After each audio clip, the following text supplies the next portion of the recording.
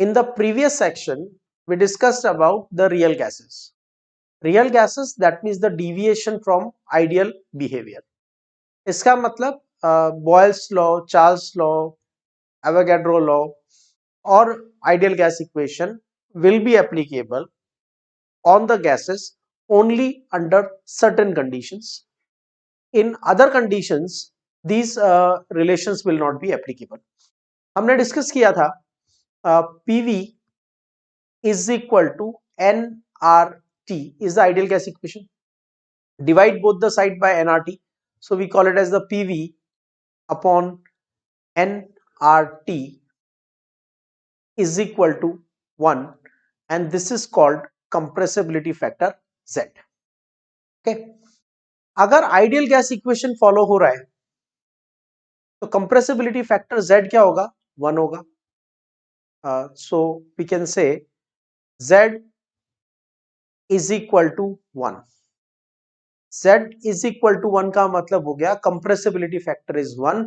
इसका मतलब PV is equal to nRT, मतलब आइडियल गैस इक्वेशन फॉलो हो रहा है. तो इस कंडीशन को हम बोलते हैं आइडियल गैस. सपोज हम गैस के product of pressure and volume को nRT से डिवाइड करते हैं.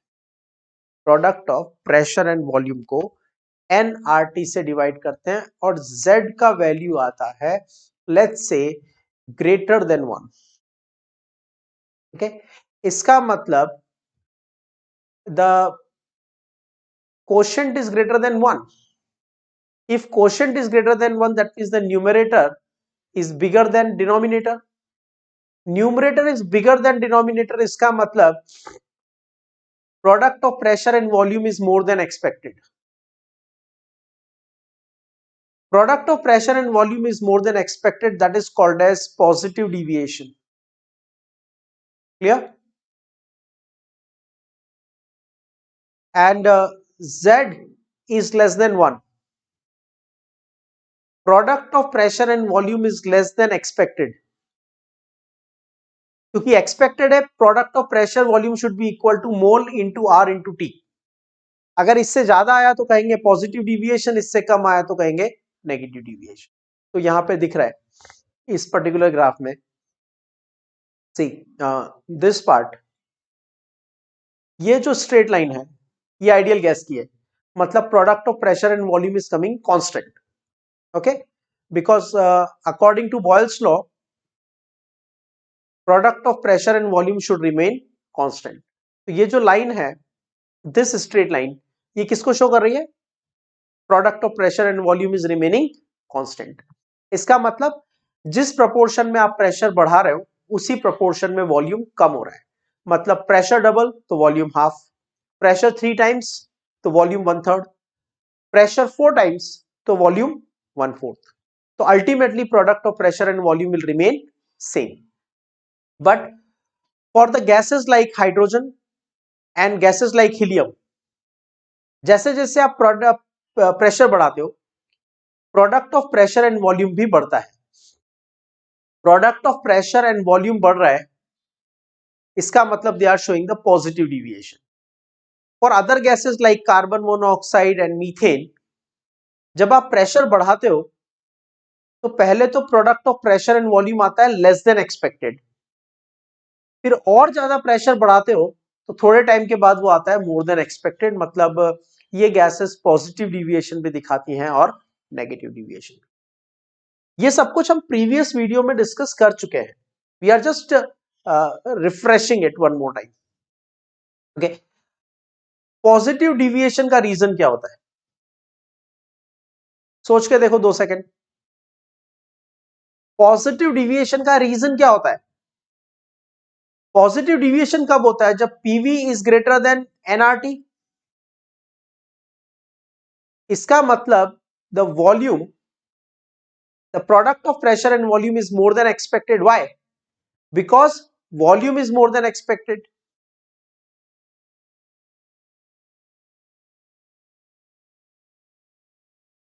Volume more than expected, इसका मतलब compression less than expected.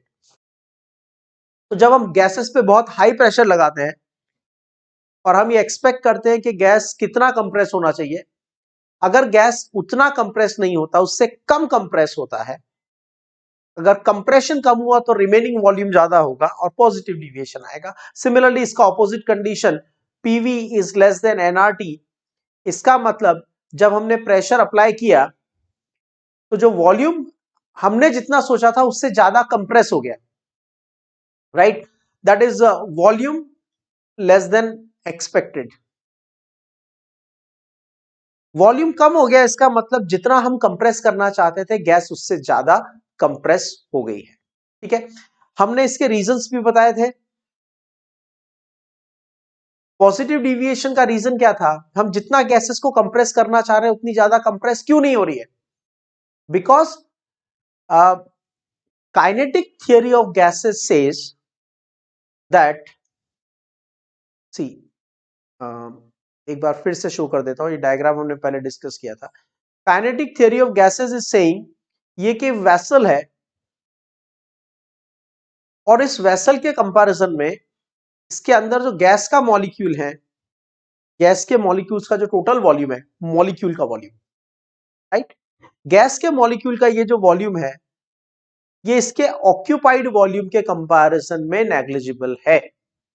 ठीक है, तो सपोज एक क्रिकेट बॉल को आपने एक बड़े से हॉल में रखा है, ठीक है, तो जो क्रिकेट बॉल का वॉल्यूम है 4/3 पाई आर क्यूब स्फीयर का volume, that is the volume of the cricket ball and it is kept in a bigger hall. तो वो एक तरह से वहां और कुछ नहीं रखा, सिर्फ क्रिकेट बॉल रखा है, तो we will say the cricket ball is occupying the volume.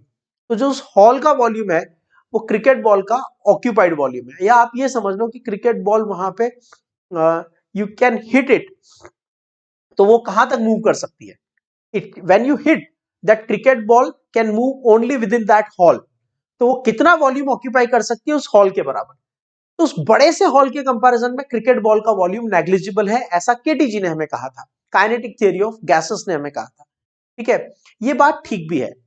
तो हम क्या करते हैं, अगर हमने उस हॉल को आधा भी कर दिया तब भी क्रिकेट बॉल का वॉल्यूम नेग्लिजिबल रहेगा, अगर हमने उसको 1/4 कर दिया तो भी क्रिकेट बॉल का वॉल्यूम नेग्लिजिबल रहेगा, अगर हमने उसे 1/8 कर दिया तो भी क्रिकेट बॉल का वॉल्यूम नेग्लिजिबल रहेगा। लेकिन सपोज हमने हॉल को 100 पार्ट में कर दिया ब्रेक, या 1000 पार्ट में ब्रेक कर दिया, तो इतना छोटा पार्ट बचेगा, एक छोटे से बॉक्स के बराबर पार्ट बचेगा। तो क्या उस बॉक्स के अंदर आप क्रिकेट बॉल को नेग्लेक्ट कर सकते हो क्या? नहीं कर सकते। तो that's what we are saying, जब प्रेशर बहुत ज्यादा होता है तो वॉल्यूम, अवेलेबल वॉल्यूम बहुत कम होता है, और जब अवेलेबल वॉल्यूम कम होता है तो आप गैसियस वॉल्यूम के को नेग्लेक्ट नहीं कर सकते हो। ऐसे केस में आप जितना ज्यादा कंप्रेस करना चाहोगे गैस सेम प्रोपोर्शन में कंप्रेस नहीं होगी। कंप्रेशन कम तो रिमेनिंग वॉल्यूम मोर, रिमेनिंग वॉल्यूम मोर, इसका मतलब प्रोडक्ट ऑफ प्रेशर वॉल्यूम मोर, मतलब पॉजिटिव डिविएशन। नेगेटिव डिविएशन, हमने इस पार्ट में गैस को कंप्रेस किया, दो पार्टिकल्स को, ठीक है, लेकिन वो ज्यादा कंप्रेस हो गए। द रीजन इज दोनों के बीच में इंटरमॉलिक्यूलर अट्रैक्शन फोर्स है। तो नेगेटिव डिविएशन कब आता है, जब वॉल्यूम हमारी एक्सपेक्टेशन से कम होता है। वॉल्यूम एक्सपेक्टेशन से कम क्यों होता है? For a simple reason, gases ज्यादा कंप्रेस हो जाती है। अब गैसेस ज्यादा कंप्रेस क्यों हो जाती है? क्योंकि उनके बीच में इंटरमॉलिक्यूलर फोर्स प्रेजेंट है, जबकि काइनेटिक थ्योरी ऑफ गैसेस ने कहा था कि गैसेस के बीच में इंटरमॉलिक्यूलर फोर्स, गैसेस के पार्टिकल्स के बीच में इंटरमॉलिक्यूलर फोर्स नेग्लिजिबल होते हैं। ये काइनेटिक थ्योरी ऑफ गैसेस ने कहा था। लेकिन जब हम ओरिजिनली चेक करते हैं तो गैसेस के पार्टिकल्स में इंटरमॉलिक्यूलर अट्रैक्शन होता है, और जब उसमें इंटरमॉलिक्यूलर अट्रैक्शन होगा तो particles will attract each other. तो आप जितना कंप्रेस करना चाहोगे गैस थोड़ी सी उससे ज्यादा कंप्रेस हो जाएगी, that is called negative deviation, right. Well, ये डिविएशन का ही ग्राफ है, this is pressure versus volume graph. ये जो प्रीवियस ग्राफ डिस्कस किया that was the graph between product of pressure volume versus pressure, और अब हम डिस्कस कर रहे हैं ग्राफ बिटवीन प्रेशर वॉल्यूम। ठीक है, तो as pressure is increasing, the volume is decreasing. As pressure increases, volume decreases. As pressure increases, volume decreases. तो ये जैसे जैसे प्रेशर बढ़ता जा रहा है, वॉल्यूम कम होता जा रहा है. ठीक है, तो ये हमने कैसे किया? सिंपल बॉयल्स लॉ अप्लाई किया. PV is equal to constant, so pressure is inversely proportional to volume. ठीक है, pressure double volume half, pressure double volume half, pressure double volume half, इस तरह से हमने ये रेड लाइन ड्रॉ कर लिया. फिर हमने एक्सपेरिमेंटली प्रेशर और वॉल्यूम की वैल्यूज को चेक किया, तो ये ब्लू ग्राफ बना. इसका मतलब जब प्रेशर बहुत ज्यादा है तो गैस का वॉल्यूम कितना होना चाहिए? V1.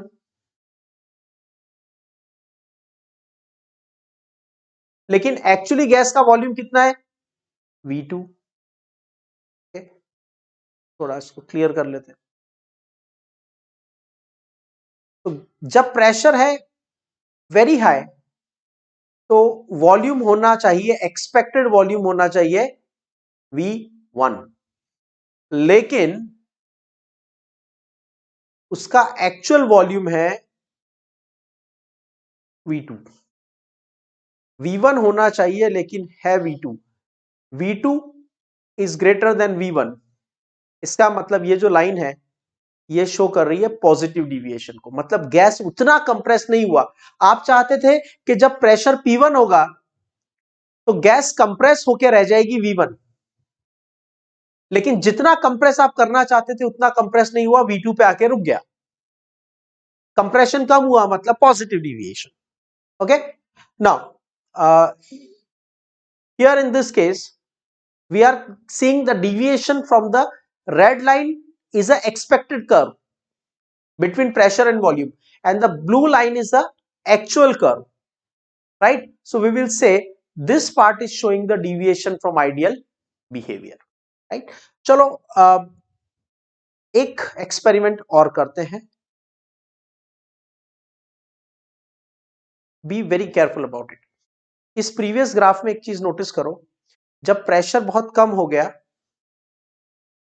तो ब्लू लाइन और रेड लाइन दोनों एक दूसरे के ऑलमोस्ट पास में आ गई. ठीक है, ऐसा क्यों हुआ? देखो, वापस एक छोटा सा पॉइंट है, ध्यान से समझ लो, बहुत छोटा पॉइंट है. प्रेशर बहुत ज्यादा है P1. प्रेशर बहुत ज्यादा है मतलब मैं कह रहा हूं कि वॉल्यूम बहुत कम है. प्रेशर बहुत ज्यादा है इसलिए क्या होगा? वॉल्यूम बहुत कम होगा.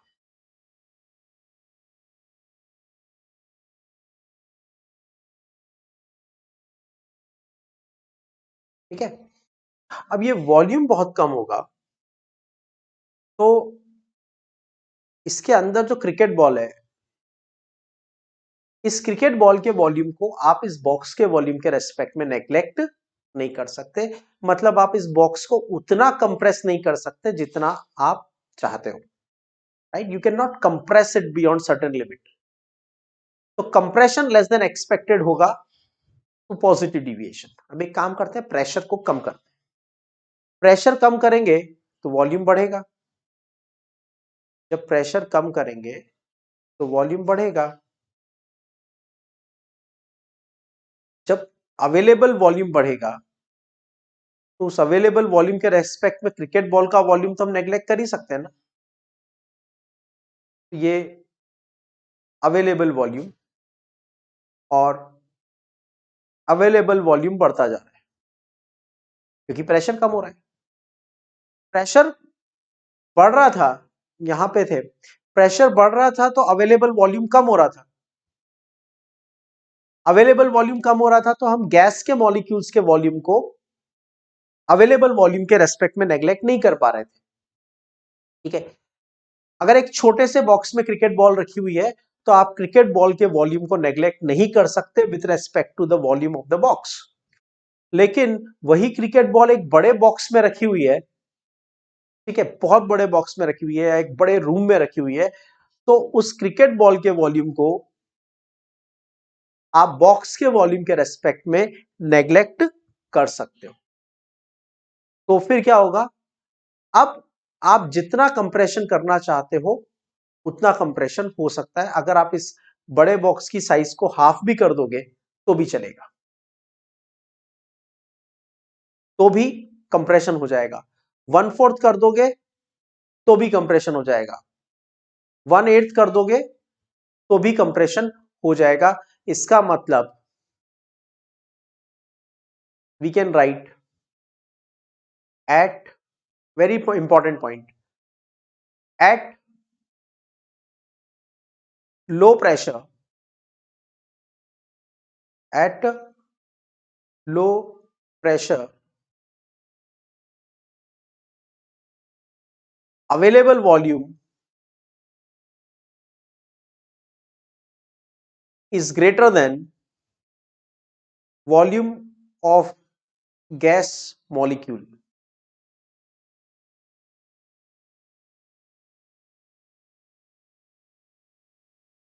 So compression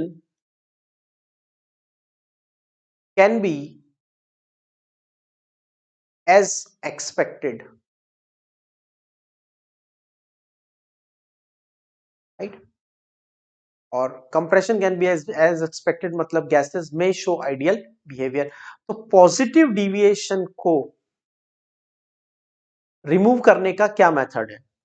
पॉजिटिव डिविएशन को रिमूव करने का मतलब है कि आप गैसेस को जितना कंप्रेस करना चाहो, गैसेस उतनी कंप्रेस होनी चाहिए। और ये कब पॉसिबल होगा?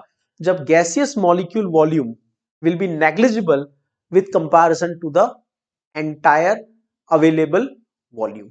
तो जब प्रेशर कम होगा, अवेलेबल वॉल्यूम ज्यादा होगा, अवेलेबल वॉल्यूम ज्यादा होगा तो ऑब्वियसली हम मॉलिक्यूल के वॉल्यूम को अवेलेबल वॉल्यूम के रेस्पेक्ट में नेग्लेक्ट कर देंगे।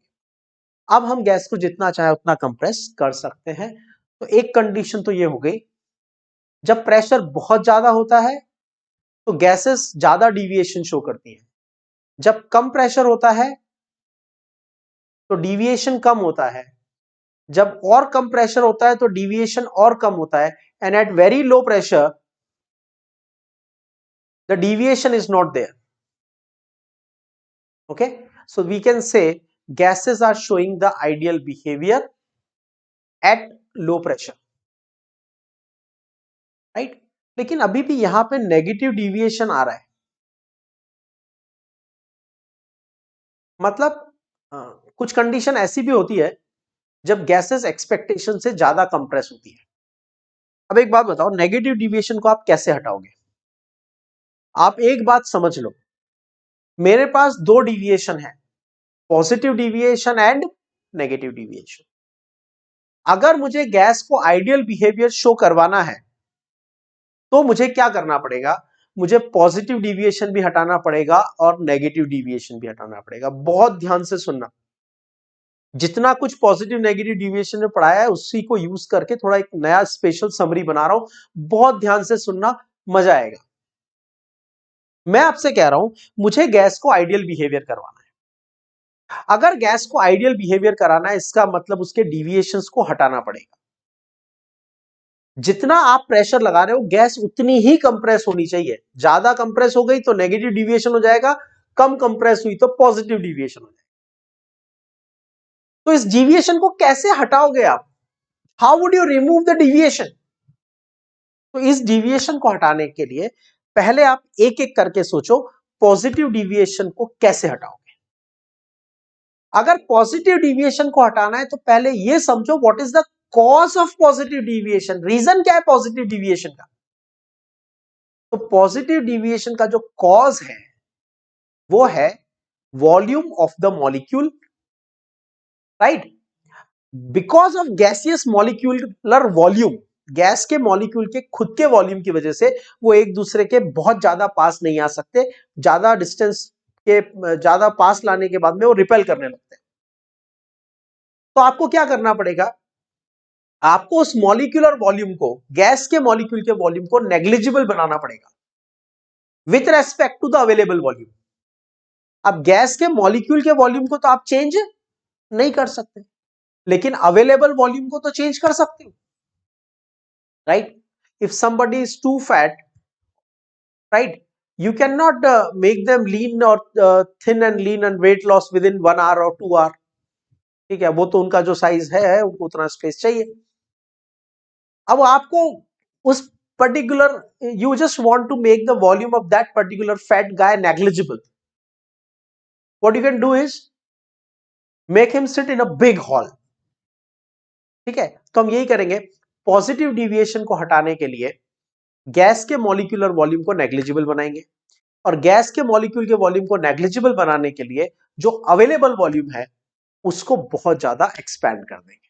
ठीक है, वॉल्यूम बहुत ज्यादा मतलब प्रेशर बहुत कम. In short, one line is clear.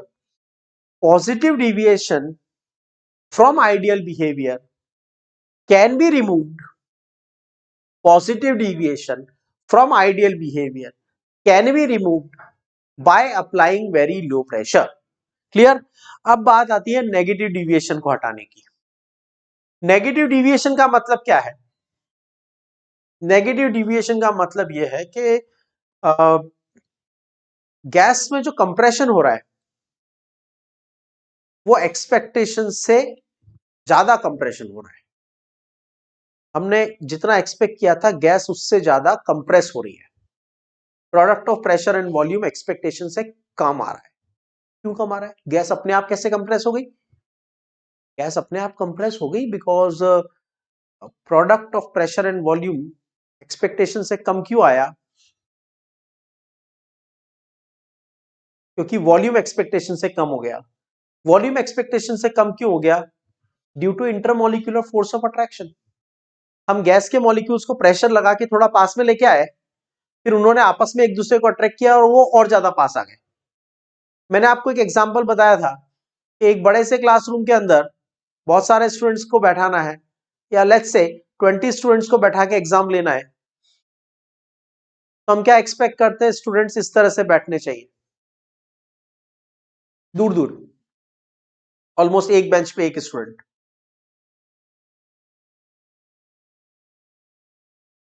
लेकिन अगर हम उनको फ्री छोड़ देते हैं तो कैसे बैठते हैं? एक बेंच पे दो दो. They try to sit as near as possible. Why? There is an interaction between them.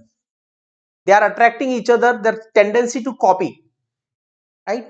The comfort they are looking for, so they are attracting each other. तो अगर मुझे एग्जामिनेशन हॉल में इस नेगेटिव डिविएशन को हटाना है, मैं नहीं चाहता कि स्टूडेंट एक दूसरे के बहुत ज्यादा पास में आए. So the invigilator should be super strong, very strict, गरम दिमाग. Temperature should be high. अगर हाई टेम्परेचर रखेंगे, ध्यान से सुनना मेरे पॉइंट को, बहुत इंपॉर्टेंट पॉइंट है. नेगेटिव डिविएशन का कॉज क्या है? कॉज पूछ रहा हूं, नेगेटिव डिविएशन क्या है ये नहीं पूछ रहा. नेगेटिव डिविएशन क्या है वो तो आपको पता है. गैस ज्यादा कंप्रेस हो रही है. पर ज्यादा कंप्रेस क्यों हो रही है? जितना आप कंप्रेस कर रहे हैं उससे ज्यादा कंप्रेस क्यों हो रही है? क्योंकि मॉलिक्यूल एक दूसरे के बहुत ज्यादा पास में आ रहे हैं. क्यों आ रहे हैं? Due to intermolecular force. अगर हम इंटरमॉलिक्यूलर फोर्स को नेग्लिजिबल कर दें, अगर हम कॉज ऑफ नेगेटिव डिविएशन ही हटा दें, तो देन थिंग्स विल वर्क. तो नेगेटिव डिविएशन फिर गैसेस कंप्रेस नहीं होगी. ठीक है, तो that's what we are doing here. देखो, intermolecular force are responsible for bringing the particles together, whereas thermal energy is responsible for keeping the particles away from each other.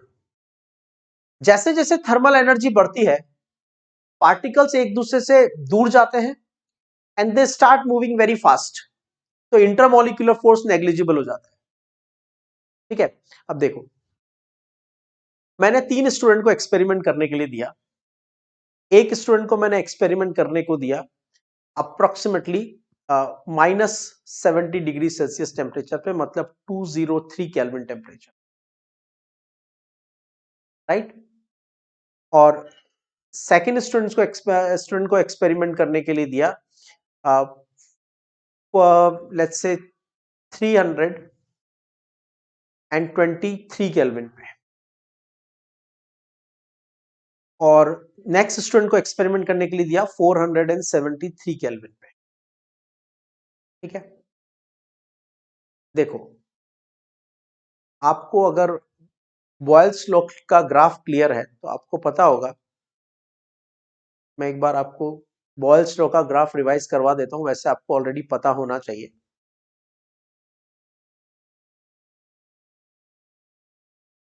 Boyle's law says that product of pressure and volume should remain constant K, लेकिन मैंने आपको बहुत important बात बताई थी, K depend करता है on the temperature.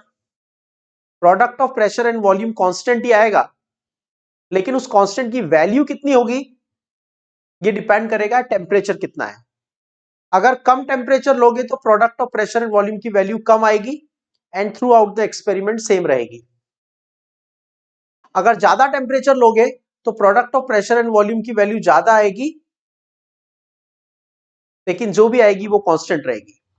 और ज्यादा टेम्परेचर लोगे तो भी product of pressure and volume की वैल्यू कांस्टेंट आएगी, but the constant value of the constant will be high. तो इसका मतलब ये हमारे 3 एक्सपेक्टेड ग्राफ है, और ये जो रेड लाइन है ये एक्चुअल ग्राफ है। ठीक है, अब आप देखो, जब हम लो टेम्परेचर पे ग्राफ बना रहे हैं तो negative deviation is very high.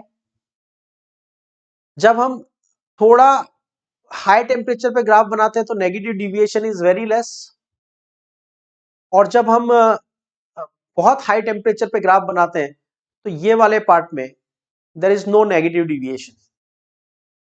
ठीक है, तो मैं क्या काम करूंगा, इतने पार्ट में जो गैस है ये आइडियल बिहेवियर शो कर रही है, इसमें नेगेटिव डिविएशन भी नहीं है, पॉजिटिव डिविएशन भी नहीं है। पॉजिटिव डिविएशन क्यों नहीं है? क्योंकि प्रेशर बहुत कम है, प्रेशर कम है।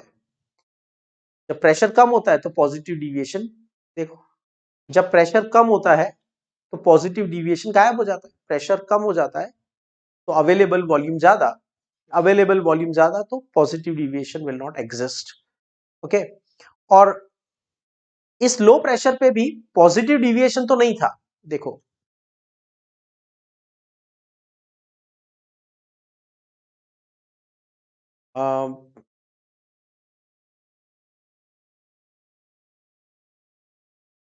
इस लो प्रेशर पे पॉजिटिव डिविएशन तो कहीं पे भी नहीं था, क्योंकि प्रेशर लो है। प्रेशर लो है तो पॉजिटिव डिविएशन तो नहीं होगा, लेकिन नेगेटिव डिविएशन बहुत ज्यादा आ रहा था। नेगेटिव डिविएशन का कॉज क्या होता है? Intermolecular force. इंटरमोलिकुलर फोर्स को कम करने के लिए क्या करेंगे? थर्मल एनर्जी बढ़ाएंगे। जब थर्मल एनर्जी बढ़ाएंगे तो क्या होगा? Intermolecular force will become negligible. Intermolecular force will become negligible, तो देखो negative deviation will also be gone. तो इतने पार्ट में गैस शो कर रही है आइडियल बिहेवियर। इस पार्ट के कैरेक्टरिस्टिक क्या है? Low pressure and high temperature, right? We can write the statement here. When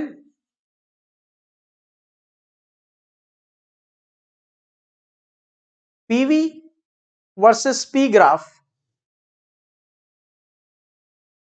when PV versus P graph is plotted at different constant temperature, at different constant temperature, at different constant temperature, then it was observed that with increase in temperature, that with increase in temperature,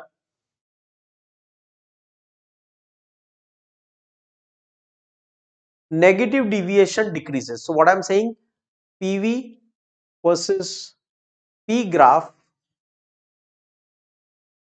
plotted at different constant temperature. As temperature increase, as temperature increase, negative deviation decrease as observed in the graph, and at certain temperature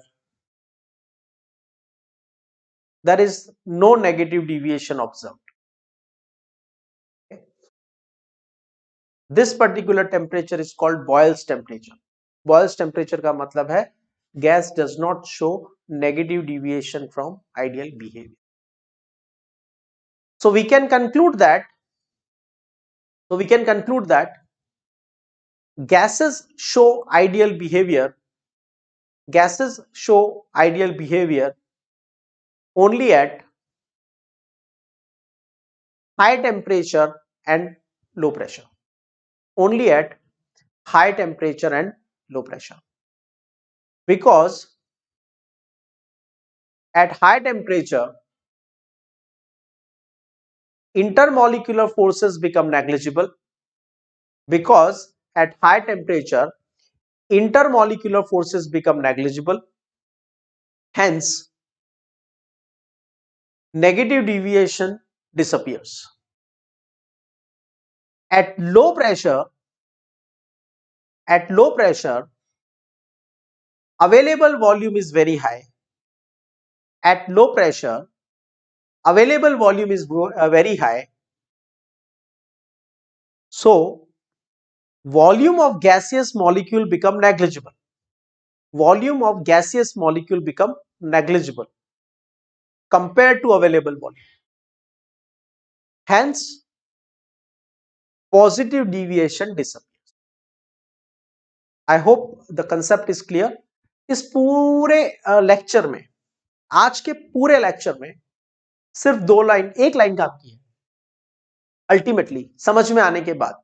ऐसा नहीं पूरा lecture waste है, but after understanding the whole thing we should understand. हमें एक बात समझ में आनी चाहिए, इस पूरे लेक्चर का कंक्लूडिंग लाइन आपको समझ में आना चाहिए. Gases show ideal behaviour at high temperature and low pressure. पूरा वीडियो इस एक लाइन को समझाने के लिए है. Gases show ideal behaviour eight low pressure and high temperature.